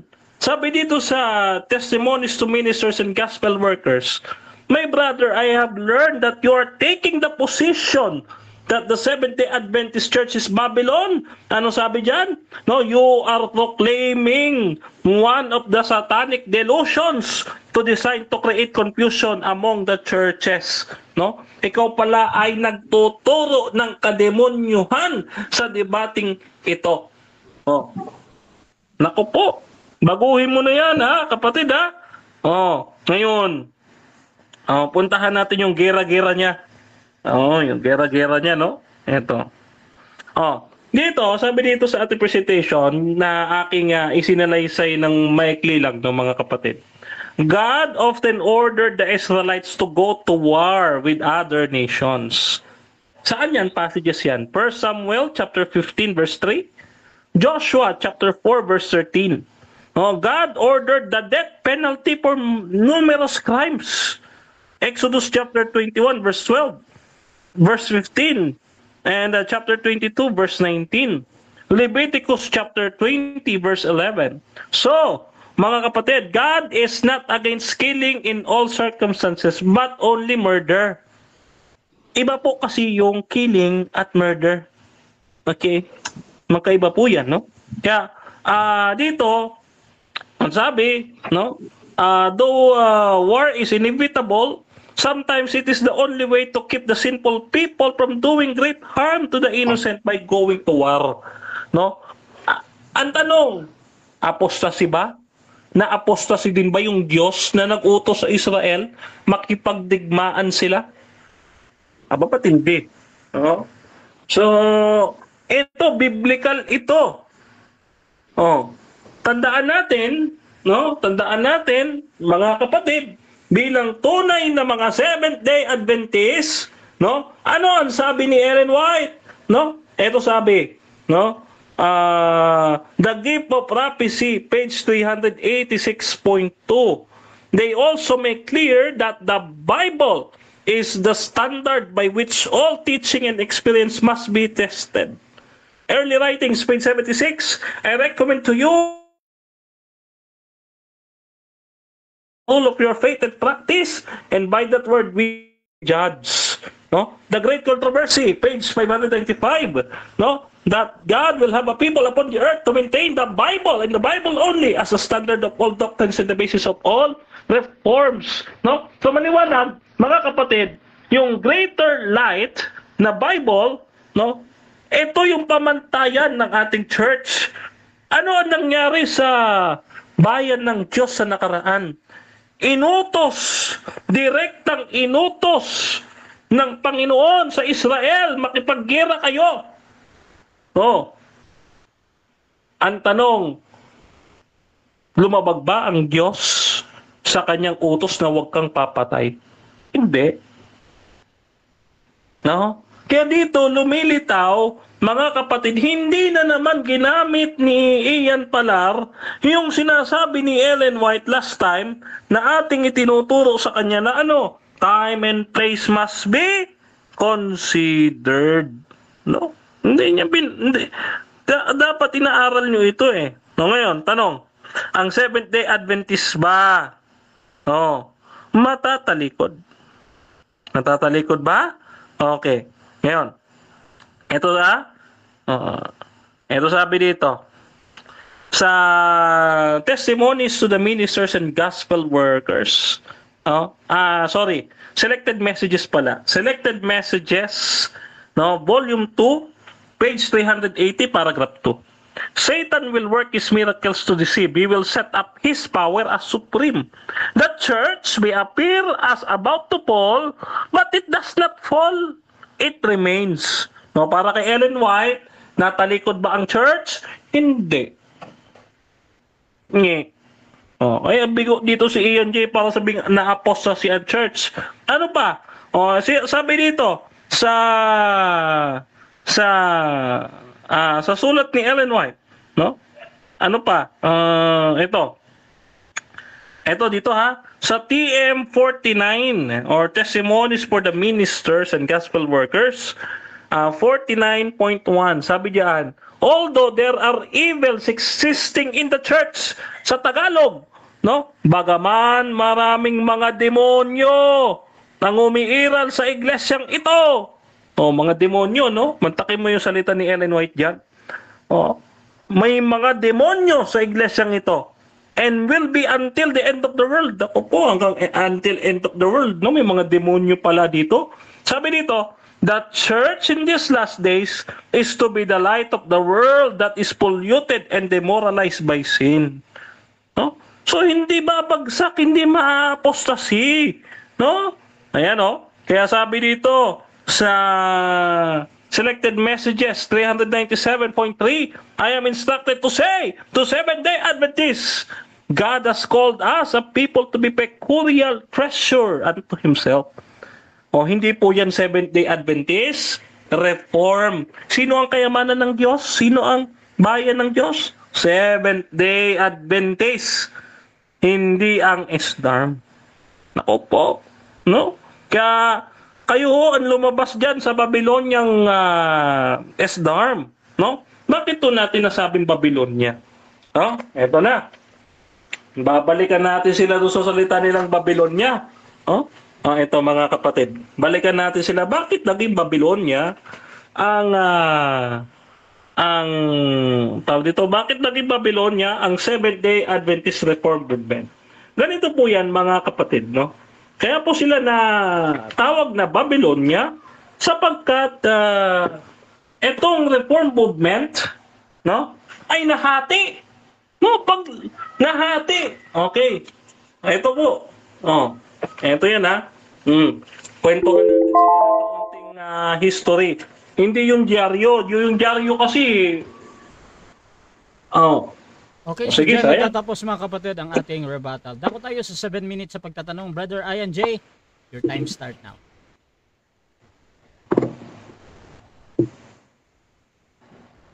Okay, unang tanong, Brother Dinmar. Tanong, uulitin ko. Ang pagpatay ba at pagsali sa gera, pati na rin yung pagkitil ng buhay, gawaing apostasy ba? Yes or no? 10 seconds. Oh. Hindi natin topic yung pagpatay. Kundi ang topic natin is apostasy ng General Conference. Yun ang patunayan mo. Okay, next question. Pag mayroong desisyon ang General Conference ng Seventh-day Adventist na may kinalaman sa pagkitil ng buhay, Hindi ba ito apostasy? Yes or no? 10 seconds. Okay, No, ang 10 apostasy ay pagpasok sa new organization katulad ng ginawa ng SDARM noong Okay. 1925. Next question. Next question. Ginamit mo ang mga passages ni Ellen White patungkol kang Stanton at Cadwell. Tanong, si Stanton at Cadwell ba membro ng Seventh-day Adventist Reform Movement? Yes or no? Or mag-10 seconds ka Okay. para magsinungaling ka? Okay, 10 seconds. Hindi ako Okay. nagsisinungaling. 10 Ito yan. seconds. Dahil ang kausap ko, si Ian Palar, ang sabi niya, the Seventh-day Adventist Church, my brother, is not Babylon. You are wrong. Mali ka eh, Next sabi question. ni Ellen White. Next question. Next question. Ginamit mo ako at yung passages. Tanong, nandoon ba ang pangalan ko sa context at kasaysayan ng context? Nandoon ba? Yes or no? O nagsinungaling ka, mag-10 seconds. 10 seconds, hindi ako nagsisinungaling. Okay, Okay. 10 seconds. Mr. Dahil ikaw ang sinasabihan diyan, dahil ikaw ang nagtuturo na ang Adventist Babylon. Sabi diyan, you are wrong. Next question. Next question. Nagdesisyon, may desisyon na mula sa inyong quadrennial General Conference na hindi matatanggal ang magsundalo. Tanong, ito ba isang ayon sa original na prinsipyo noong 1867? Yes or no? Okay, 10 seconds. Okay, 10 Hindi seconds. pagsusundalo ang ating paksa. Ang paksa apostasy. Hindi pagsusundalo. Ayusin mo yung tanong Next question, mo. next question. Next question. Okay. Next question. Dahil ang sabi mong paksa natin bilang affirmatibo, apostasy. Tanong, yung bang mga nangyayari at mga desisyon ng mga pastor mo na sumali sa gira, sila ba ay mga apostasy na? Yes or no? Yes or no? Ayon sa mga dokumento. Okay, 10 seconds. 10 seconds. Yung sa gera nga, hindi nga apostasy yan eh. Ang apostasy, Okay. pagpasok sa new organization, 1925 ng SDAR. Okay, Okay. po yun, apostasy. Next question. Sabi mo, yung gera hindi apostasy. Ibig bang sabihin kapag ang church at ang leader at mga pastor, mga membro, sasali sa gera, hahawak ng armas, papatay at mag-duty kahit Sabado, hindi apostasy? Yes or no? Okay, 10 seconds. Okay, Ang 10 Diyos nga seconds nag-utos na. makipaggera ang Israel eh. Oh, nag-utos Okay. siya. So mali na ang Diyos. Okay, Oh. next question. Ginamit mo ang Israel. Ginamit mo ang Israel na inutusan ng Diyos. Tanong ko sa iyo, saan at anong libro na ginamit at inutusan ang Seventh-day Adventist na pumatay, humawak ng armas noong World War I? Saan at anong libro ni Ellen White? Okay, 10 seconds. Okay, 10 seconds Ang naman. paksa natin, apostasy, hindi gera. Kaya ayusin mo yung tanong mo. Okay. Apostasy. Uulitin ko ang tanong. Ginamit mo Israel sa Biblia, inutusan ng Diyos pumatay, makikipagdigma. Tanong ko sa iyo, saan at anong libro ng propetisa na ang Seventh-day Adventist inutusan na pumatay at mag-duty kahit araw ng Sabat? 10 seconds. 10 seconds naman. Dahil Proceed dyan, lang, tama ang Diyos, inutusan niya makipaggera ang Israel. Kaya mali ka. Mali ka eh. Next question, 10 seconds. Okay, next question. Oh. Okay, next question. Sang-ayon ka ba na merong mga Seventh-day Adventist na mga sundalo na humawak ng armas at nakipagdigmaan kahit araw ng Sabat ayon sa mga dokumento na nilatag ko? Sang-ayon ka, yes or no? No, dyaryo yun Okay, eh. no. No, yung dyaryo kasi, pamunas yun ng poet, hindi yung reliable source. Ang iniintay ko sa'yo, galing sa General Conference, yung circular letter. Saan? Saan niya eh? Wala kang mabasa eh. Puro dyaryo, pamunas ng poet yun. Next question. Itong Evening Star, Washington DC, 1950, na ang Seventh-day Adventist na nagsasabi sa pahayagan, ang Seventh-day Adventist naghahanda para sa World War III. Kasinungalingan ba itong balitang ito at ikaw ang totoo kahit di ka pa ipinanak sa taong yon? 10 Yes or no? seconds. Ah. Hindi nga reliable ang newspaper kasi yung mga author niyan may bias. No, kahit ako magsulat may bias. Oh, kaya yan pamunas na ng puwit yan. Okay, last 1 minute. No? Ang sinabi mo na ang Oh. Seventh-day Adventist Reform Movement, no, ay naging new organization at apostasy from the truth. Tanong, ano at saan prinsipyo na apostasy from the truth? Ang Seventh-day Adventist Reform Movement nung na-establish noong 1925 kasama ang principles of faith. Saan at anong number? Okay, saan? Doon sa sinabi ni Ellen White na we cannot enter or we cannot step up a new foundation. Oh, in new organization, hindi papasok. Ito ka, babasahin ko ulit. Asa na yun? Teka ha? Recitation ha? Next question na. The next question. Okay, ginamit mo ulit. Ginamit mo ulit yan, Brother Denmar. Kay Stanton at kay Dwell. Saan at ano ang membro? Kung sila yan, kung kami yan, at kasali sila, at kasali kami sa passages, saan ang kanilang membership at anong iglesia? Time. 7 minutes time. Okay. So, 7 minutes. Sayang. Okay, so dyan nagtatapos mga kapatid ang ating second stage ng debate. At ako tayo sa final conclusion, mauna dito si Brother Denmar ng Seventh-day Adventist mga kapatid. Bilang negatibo na ang Seventh-day Adventist Church General Conference ay naapostasiya noong World War I, 1914, 1918 at hanggang ngayon. Brother Denmar, bilang negative, your time start now, bro. Okay. Ito po mga kapatid, ang proposisyon at tema ng afirmatibo. Patutunayan niya na ang Seventh-day Adventist Church General Conference ay na-apostasy. No? Ayan, kita niyo ba sa screen? Teka, check ko kung naka-share screen ako ha. Naka-share screen ako. Okay. Ayan. So, ang topic is apostasy. So, hinahanapan ko siya kanina pa nung circular letter na ang presidente nakapirma, inaalaw ng General Conference of the Seventh-day Adventists yung makikipagdigmaan. No? Wala siyang maibigay. Sabi niya, mamaya ko na ibibigay. Mamaya na hanggang kanina, wala. Kaya wala po na itayo. Wala talaga. No? Doon din sa pagiging Babylonia na sinasabi niya, ano sabi ni Ellen White?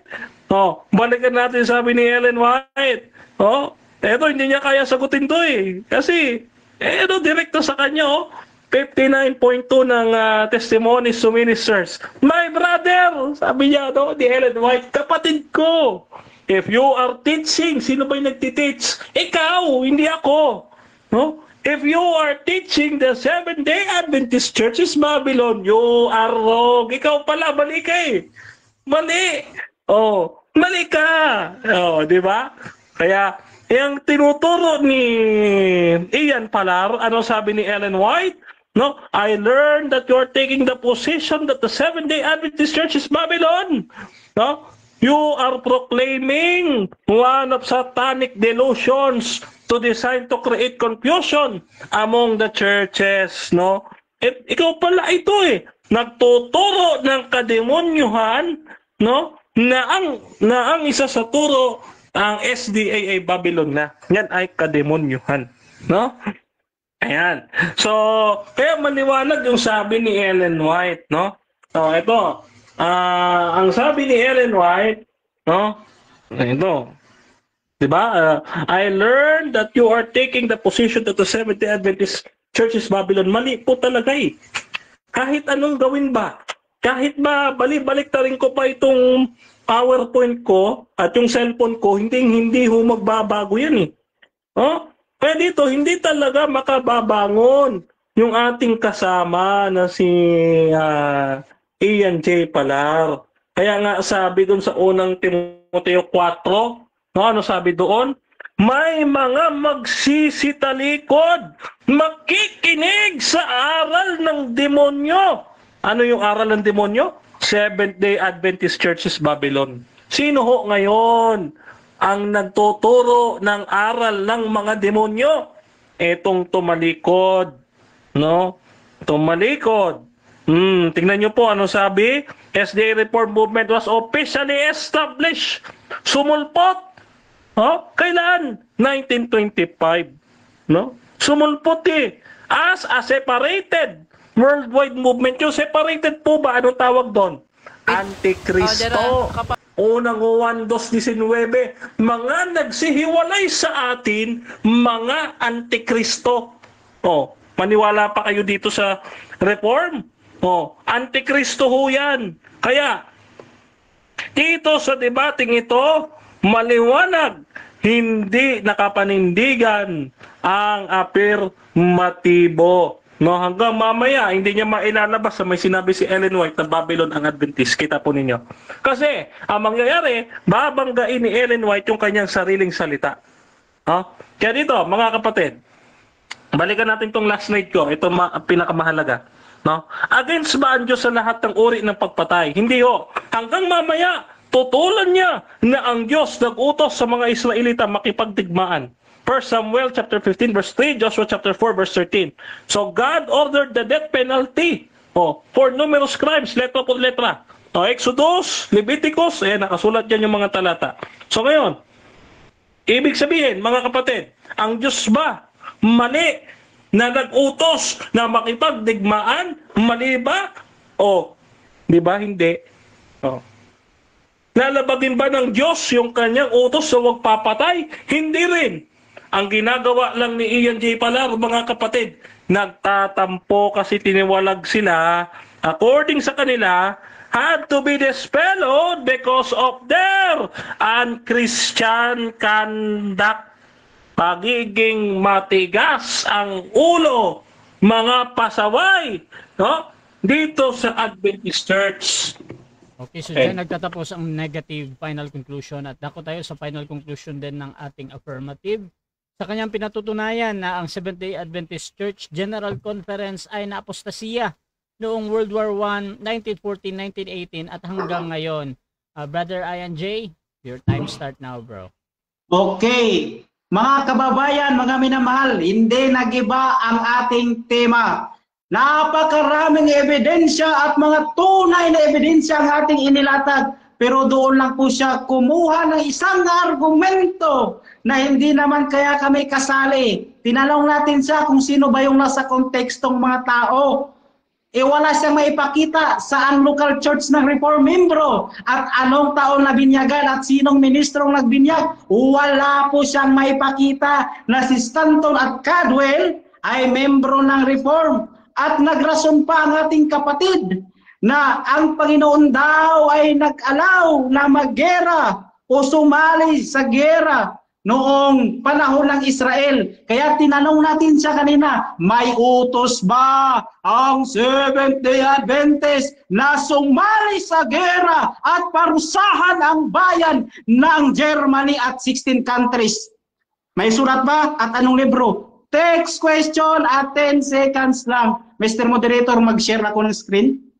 Ito po yung una at original na prinsipyong pinanghahawakan ng Adventist na iniwan na nila. Bearing arms and engaging in war is direct violation of God's commandment.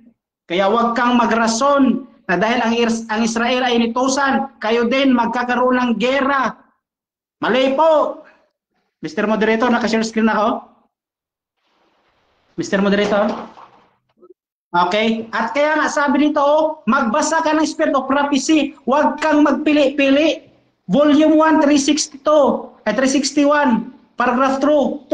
Opposed na sa every principle. Ano ba yung apostasy para sa'yo? Lumabas lang sa organization, kahit gumawa ng mga karumalduman at pagpatay at kademonyuhang doktrina na itinuturo ng mga membro. Kaya yan po yun mga kapatid. Tingnan natin ang kanilang mga pastor Kaya nga, pinaamin natin sa kanina mga pastor mo ba ito? 10 seconds! Yan po, kahit araw ng Sabado. Kaya, Brother Denmar, nag-post ka nga ng fundamental, tinatawag nyong manual church or church manual. No? Nag-post ka ng church manual niyo. I-review mo naman, Brother Denmar, kung sino yung mga kaso at anong mga kaso yung nandyan sa apostasy. Mag-review ka rin kapatid kung wala ba dyan yung murder, which is applicable yan sa pagpatay. No, ito pa. Oh, ito. Mga kapatid, ang sabi niya, wala daw alam ang General Conference. Meron nga, sabi nga nila, our position. Sino nagsabi? A.J. Daniels Declaration in 1920. Kaya meron pong lumabas noong 1924 na ito yung lumabas, Brother Dinmar, 1924, na isang pahayag about Principles Declaration. Meron na silang absolute. Kaya mali po, Brother Dinmar. At sabi niya, pangpunas lang daw sa puwit yung newspaper. Takot lang kasi sa pahayagan na ma-expose yung pagka-apostasi. Kaya nga, at hanggang ngayon kasi ongoing, Brother Dinmar. Okay? Yan po mga kapatid. At sabi niya, hindi daw ma-apostasi yung Seventh-day Adventist. Hoy, kahit isang barko pa yan na mga passages. Ang sabi dyan ni Robert Oslo, na isang pastor, itong paniniwalaan ko, but we must not become smug and self-confident. Huwag tayong maging kampante daw. Bakit? As God's promises are conditional. Conditional po ang pagiging true church. Hindi dahil tinawagan ka, na-mention yung pangalan mo, ikaw palagi kahit na apostasya ka na. Ito pa, rason ng pagiging apostasya mga kapatid. Dito tayo Okay? Dito tayo sa next nating presentation. Maliwanag ang sabi niya, passages daw. Ito, Brother Dinmar, General Conference Bulletin, April 3, 1901. Ang sabi pa niya, that these men should stand in sacred places. Doon yan sa General Conference, to be as the voice of God to the people. As we once believed the General Conference is to be, that is past. Wala na yan. Bakit? Meron ng mga sulong sentiments and principle. Mula pa yan noon Paano na kaya ngayon? Ito pa. General Conference is no longer the voice of God. Bakit no longer the voice of God? Abortion. Kaya sabi mo, kademonyohan daw, mas demonyo at kademonyohang aral ang abortion, Brother Dinmar, at pagpatay ng mga tao, pagsali sa gera, walang turo at aral mula sa Biblia at Espiritu sa hula na ang mga Kristiyano sa ating kapanahonan sasali sa gera. Kademonyohan yan, doktrina na yan. Ito? Time na bro, time na bro. Okay, so time na bro. So dyan nagtatapos ang debate natin between S-Dharma and SDA mga kapatid. So before natin i-end yung ating live, syempre gusto ko muna kayong magpasalamat sa ating audience. At tapos na yung inyong debate. At Bro Denmark, salamat lang bro. Una po natin pinapasalamatan the three holiest beings in heaven, the Father, the Son, and the Holy Spirit. According to Ellen White, na ating propetisa. At ang lahat ng kapurihan at parangan ay sa ating Panginoong Diyos lamang at hindi po sa inyo pong maliit na lingkod. At pinapasalamatan din natin na bumubuo sa Advent Biblical International Ministry sa pangunguna ng aking mentor, Dr. Rocky Tulog, at ng aking kakambal na mas gwapo pa rin ako sa kanya kahit mag-lipstick pa siya, Fernando Camacho Jr. At sa bumubuo ng 3A Media, this coming Wednesday na po yung ating orientation sa School of Apologetics. Isa po tayo sa mentors diyan sa 3A Media. Yung orientation ay pangungunahan ni Pastor Chris Bacalares, mga kapatid. No? At siyempre sa bumubuo din ng Advent Defense League, yan baka magtampo sa akin si Brother Edwin Cotto, no? From America. I'm greeting you, my dear elder and brother Edwin Cotto, who is very generous in helping our ministry. And of course, hindi ako makakalimot doon sa aking followers at mga supporters natin from Facebook, YouTube, and TikTok, no? So, at bago ko makalimutan, mga kapatid, no? Tayo nagpapasalamat lubos, mga kapatid din, sa ating kapatid na Johnson Amican para sa 2 libro na ito. Reforma sa mga reforms at pagharap sa mga pagtalikod, no? Yan, mabibili nyo yan sa direkta sa pag-aralan natin ministry, no? Para yung mga akusasyon nila ay masagot natin, ano? At Yun, mga kapatid, kayo po ay aking iniiwanan sa mapagpalang kamay ng ating Panginoon at patuloy kayong sumampalataya sa Ebanghelyo ng ating Panginoon Kristo na si Jesus ay namatay, si Jesus ay muling nabuhay, at si Jesus ay muling babalik sa wakas ng panahon. Kaya mga kapatid, mag-Adventist na kayo bago pa mag-close of probation. Maraming salamat, Brother Ian, na aking kaibigan at ako'y tinturing niya akong mentor at ganun din sa ating non-SDA manager, moderator, streamer, and moderator, Brother Rasha Vista. God bless sa ating lahat, mga kapatid. Okay, at syempre, Brother Ian, pasalamat po.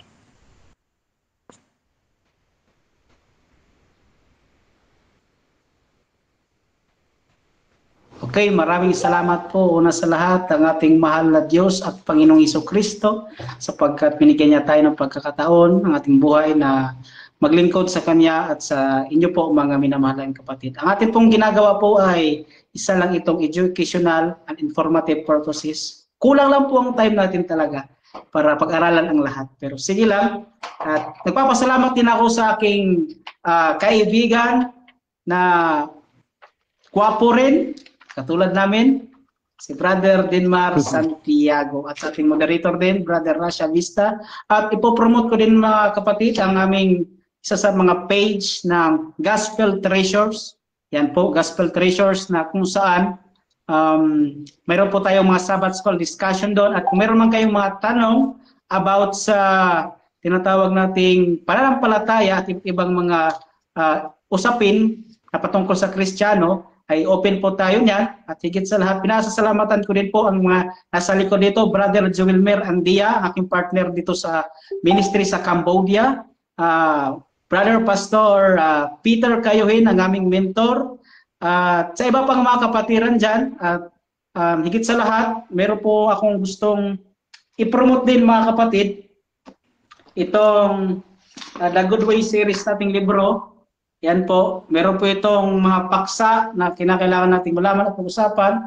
Nawa sana ay mag-avail din kayo nito. O kung wala man kayong pangbili, meron po natin yan sa ating website po. Okay? So, purihin ang Diyos at ipag-pray din natin yung mga nasasalanta ng bagyo. Yan po talaga, nasalanta ng bagyo. Ipag-pray natin ang ating mga kababayan. Mahal natin ang ating mga kababayan. At idalangin natin sila. Okay, maraming salamat, Rasha TV. Gusto din magpasalamat sa lahat ng sumusuporta at laging naniniwala pa din sa atin. At kung gusto niyo sumali sa ganitong gawain or maghamon man sa dulwang ito, nandito si Brother Ian J ng SDARM at Brother Denmar Santiago ng SDA. At pwede niyo akong gamitin as mediator sa inyong pag-usap basta sumasang-ayon na kayo sa lahat ng patakaran dito sa aking platform. Please subscribe yung ating YouTube channel mga kapatid, Rasha Vista mga kapatid, Rasha Debates. Dahil ang debate na ito pupunta doon. At syempre dito din sa ating Facebook mga kapatid. So maraming salamat. This is Admin Rasha ng Rasha TV and we're out. Ayun, pag-usapan na lang natin yung next topic ha. Oo, nag-iisip pa ako eh. Sige. Sige.